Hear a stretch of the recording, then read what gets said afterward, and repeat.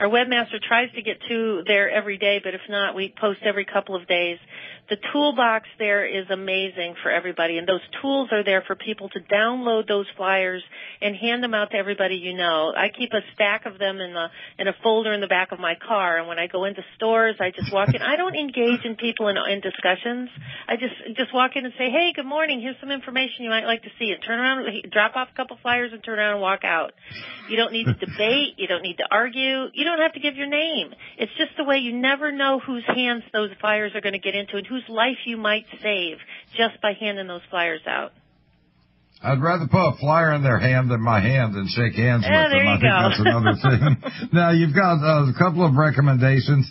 One is people that you can connect with and email this information to, but you've got a couple of very specific things. One is have at least 3 weeks of food and water on hand. Be prepared to voluntarily self-quarantine if necessary.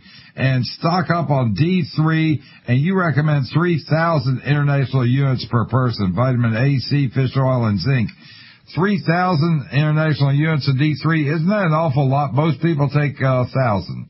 Well, the new recommendation for people who have adequate doses is 2,000 units a day. We've been so it's one of those things where a little bit of information has killed everybody.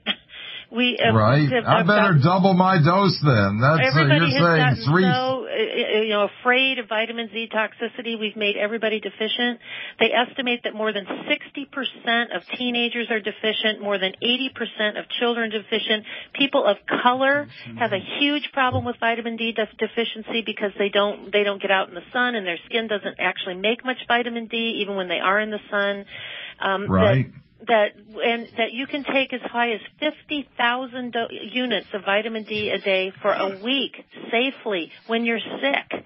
And that isn't something you would take forever, but if you're really sick and you're getting the flu, take 50,000 units a day for a week, 100,000 units of vitamin A for 3 days, and I will assure you that will knock that flu out of your system, faster than you can kick a can off your porch. How about zinc? Because I've seen some of these zinc lozenges, and they make your food taste awful funny, but that works. Zinc really ups your immune system. Yeah, it does. Zinc is a cofactor. Zinc is a mineral cofactor that's important for your white blood cells to work appropriately. It also makes most of the enzymes in your system work appropriately, and it acts as a cofactor, sort of a key that turns the lock and unlocks the enzyme systems in about 100 different enzyme systems in your body. So zinc, yes, is also very, very important. Fish oil is important. Washing your hands. Get plenty of sleep. Drink lots of water. Take care of yourself. Don't work so hard. You'll be fine this winter. And turn the TV off and don't watch the news on TV. And absolutely don't watch the news on TV. Now, one of the other things that you talk about and that's worth checking out is the Oath Keepers. This is a group of should be shared with your local law enforcement and military officers because this is a group that is one that the FBI certainly looks at because they are for this Constitution. And anybody stands up for the Constitution, you're suspect, aren't you anymore? It seems that way, doesn't it? It really does seem that, and a lot of people ask me, how do I find like-minded people? Well, I'm a big fan of Facebook, and Twitter helps to connect people somewhat, but Facebook you can really post and communicate and talk to people and find like-minded people. Every community now seems to have the ability to schedule a meetup.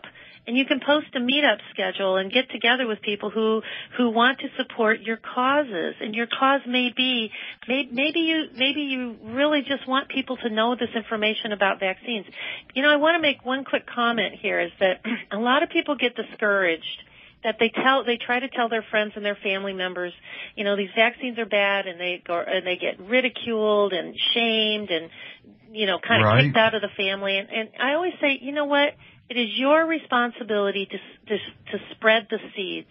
It is not your responsibility to make the seeds sprout.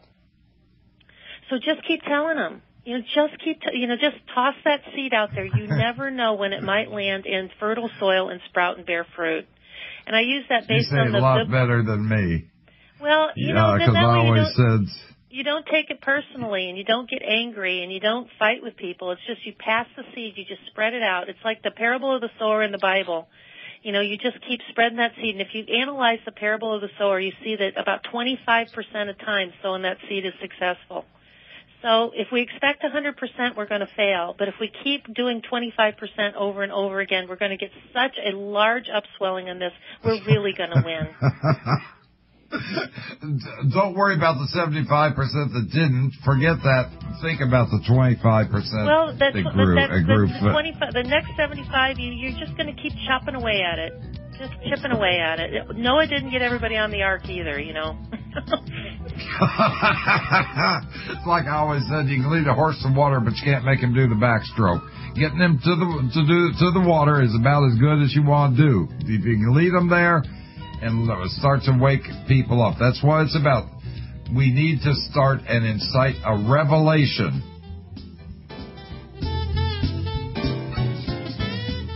Now, don't go getting your pantyhose in a bunch. Now that you don't have to kick Dick around anymore, you're probably like all the rest. You listen to Erskine overnight, don't you? If you go up to drtenpenny.com and you copy off some of the information, like the folder that she has available, you're going to want to give this and contact your local police, sheriff, city council members, county commissioners, chamber of commerce. Talk about this forced vaccination. The more people you get on your side, the better. Talk to all those people. Even contact, you say, TV and radio, but I think most of that is fairly useless. But contact them anyway. Your activist organizations, those who support the Second Amendment, environment, animal rights. Contact all these people. You may find a lot of people you don't agree with a heck of a lot may agree with you on this. You're not going to agree with everybody on every issue. You take your friends where you can find them. That's one of the keys. You have to grab your friends where you can find them. You may, next time down the road, you may totally disagree on something, but they may be your best ally on this and your worst foe on another issue. So you never know. You take them where you find them, don't you, Dr. Tenpenny? Absolutely. Yeah, absolutely.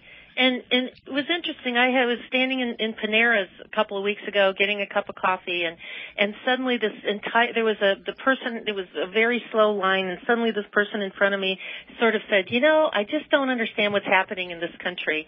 And this entire line of like 12 people broke into this whole conversation of how they could work together and what needs to be done and what they were afraid of. It was like we were standing there, nobody was saying a word. And so the only reason I share that is that you never know your neighbors, your friends, the people you go to church with, people you work with, people you work out with at the gym, who has the exact same opinion as what you do. We've gotten into this society of fear of sharing our opinions. You know, we've gotten so polarized over Bush during the Bush era, and so polarized over the Obama era that people are afraid to speak up because, you know, they don't want to be criticized. Well, you know what? If you just speak up, you might find that you have a whole lot of like-minded people standing around you that you didn't even know. These are issues that go beyond either party. These are issues that go to the heart and soul of if we're going to survive as individuals. That's what makes it so important. Do you want to have forced vaccinations? I don't want it. Do you want it? If you think that it's necessary, fine, talk about it.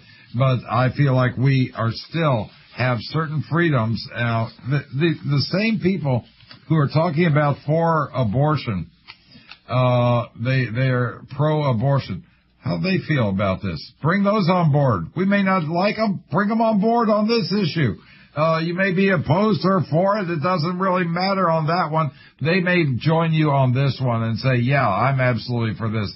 Woman's got a right to her body. Well, we all have a right to our body when it comes to being forced to take a flu shot. I mean, these are people that can join in on this issue, aren't they?